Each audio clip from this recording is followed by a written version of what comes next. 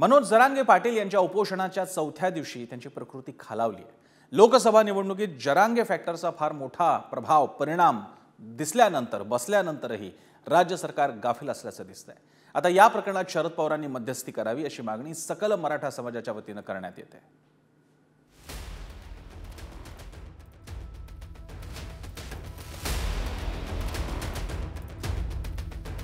काही भागामध्ये मराठा आरक्षणाच्या मुद्द्यावर ज्या प्रकारे सरकारने आरक्षण दिल्यानंतर देखील त्या ठिकाणी एक नरेटिव्ह तयार करण्यात आला, तो मला असं वाटतं की आम्ही इफेक्टिव्हली उत्तर देऊ शकलो नाही आणि त्याच्यामुळे त्याचा देखील एक फटका हा निश्चितपणे आम्हाला पडला, विशेषतः मराठवाड्यामध्ये। 2-3 मतदारसंघामध्ये जे आहे हा वाद जो आहे हा अजूनही धुसफुसतो आहे, परंतु एकंदरीत जो आहे महाराष्ट्राचं एकूण जर चित्र पाहिलं तर काही ठिकाणी जे आहे ह्या छोटे छोटे जे आहेत गोष्टी घडतात, परंतु एक संपूर्ण समाज जो आहे हा अजूनही एकत्रित आहे। आरक्षणाचा पण काही भागामध्ये काही ना काही कुणाकुणाची भाषणं कशी झाली काय झाली त्या खोलामध्ये मी जात नाही, परंतु तेही तुम्हाला सगळ्यांच्या लक्षामध्ये आलेलं असेल।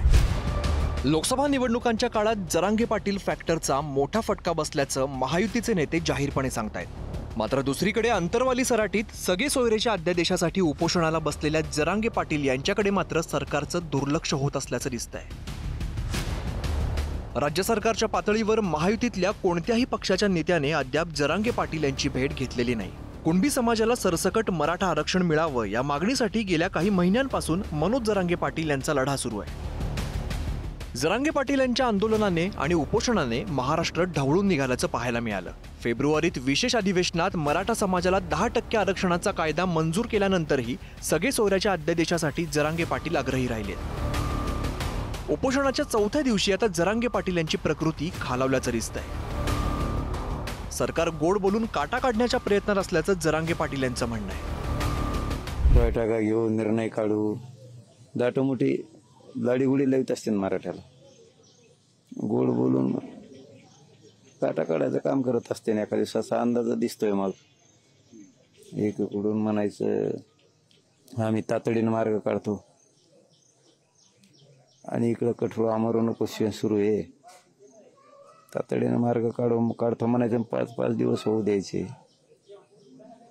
म्हणजे याला डाव सुद्धा असू शकतो असं वाटतं, शक्यता अशी वाटते, अंदाज। त्यांना जर मराठ्याची माया असते 4-4 दिवस उगूच दिले नसते, त्यांनी दाखवते मराठी कचका दाखवते त्यांना नंतर। जरांगे पाटील यांचं वर्षभरातलं हे 5वं उपोषण आहे। आधीच्या 4 उपोषणामुळे अशक्त झालेल्या जरांगे पाटील यांना अधिक काळ अन्न पाण्याशिवाय राहावं लागलं तर त्यांच्या प्रकृतीवरती विपरीत परिणाम होण्याची शक्यता आहे। डॉक्टरांच्या सल्ल्याकडेही जरांगे पाटील दुर्लक्ष करत उपोषणावरती ठाम आहे। ब्लड शुगर आपली रक्तातली त्याची बघण्यात आली तर ती पण 70 झालेली आहे, म्हणजे ही बरीचशी खालच्या साईडला आलेली आहे।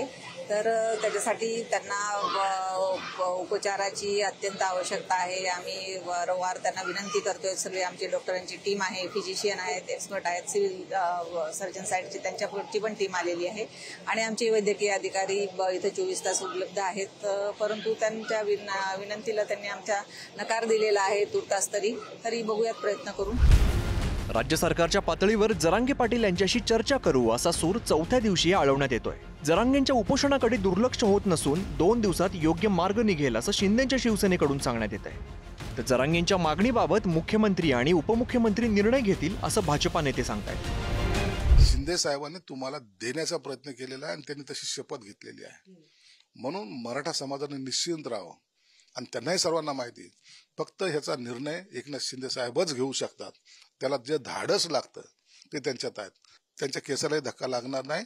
आम्ही सर्वजण त्यांच्या बरोबर आहोत आणि योग्य तो मार्ग 1-2 दिवसात निघेल अशी मला अपेक्षा सुद्धा आहे। माननीय मुख्यमंत्री एकनाथ शिंदेजी, देवेंद्रजी आणि अजितदादा हे या विषयामधल्या विश्लेषणानंतर योग्य पद्धतीने निर्णय करतील। आणि नंबर 2 की शेवटी समाज मराठा असेल की ओबीसी असेल यांना न्याय देण्याची भूमिका सरकारची असणारच आहे। शेवटी जाती समाजाच्या प्रगतीमध्येच तर देशाची प्रगती आहे ना। माननीय मुख्यमंत्री एकनाथ शिंदेजी, माननीय देवेंद्रजी आणि माननीय अजितदादा तिघे एकत्रित येऊन याच्यावर तोडगा काढतीलच. मनोज जरांगे पाटलांनाही माझं आव्हान असं आहे की सरकार तर प्रोएक्टिव्ह आहे, पण आपणही यातलं जे कळणारे आहेत, तुम्ही कळणारे आहातच, पण दरम्यान तुम्ही नाही येऊ शकत, अशी एक 10 जणांची टीम तयार करा. कारण आंदोलनामध्ये या 10 पैकी 10 गोष्टी पूर्ण झाल्या की मग मी उठतो असं नाही चालत. 10 पैकी 8 पूर्ण झाल्या, 10 पैकी 7 पूर्ण झाल्या, आणि त्यामुळे बऱ्याचशा गोष्टी त्यांनी जर अभ्यासपूर्ण टीम तयार केली तर संपतील असं मला वाटतं. जरांगे पाटील यांच्या आंदोलनाचा लोकसभेवरचा परिणाम पाहता मवियाचे खासदार आमदारांची अंतरवाली सराटीत गर्दी होऊ लागली आहे. मनोज जरांगेंच्या मागण्यांबाबत सरकारनं निर्णय करावा असं मवियाचे नेते सांगतायत. दुसरीकडे शरद पवार यांनी आता या प्रकरणात लक्ष घालावं अशी मागणी सकल मराठा समाजाच्या वतीने करण्यात आली. आदरणीय शरदचंद्रजी पवार साहेब यांना या पत्रकार परिषदेच्या माध्यमातून सकल मराठा समाजाची आम्ही विनंती करतोय, तुम्ही जर ठरवलं तर या महाराष्ट्रामध्ये मराठा समाज हा आरक्षणापासून वंचित राहू शकत नाही. म्हणून या सगळ्या पक्षांच्या प्रमुख नेत्यांना आपण समोर त्या ठिकाणी घेऊन जावं आणि अंतरवली सराटी या ठिकाणी मराठा योद्धा जरांगे पाटील आज 4था दिवस अन्नत्याग आंदोलन करतायत. ते आंदोलन स्थगित करून या महाराष्ट्रातल्या मराठ्यांना न्याय द्यावा. जरांगे पाटील यांच्या या 5व्या उपोषणाला राज्यातून प्रतिसाद मिळताना दिसतोय. सोलापूर जिल्ह्यात वैराग गावात रास्ता रोको करण्यात आलं. यासह राज्यात इतर जिल्ह्यांमध्येही जरांगेंना पाठिंबा देण्यासाठी मराठा समाज सातत्याने आंदोलन करताना दिसतोय.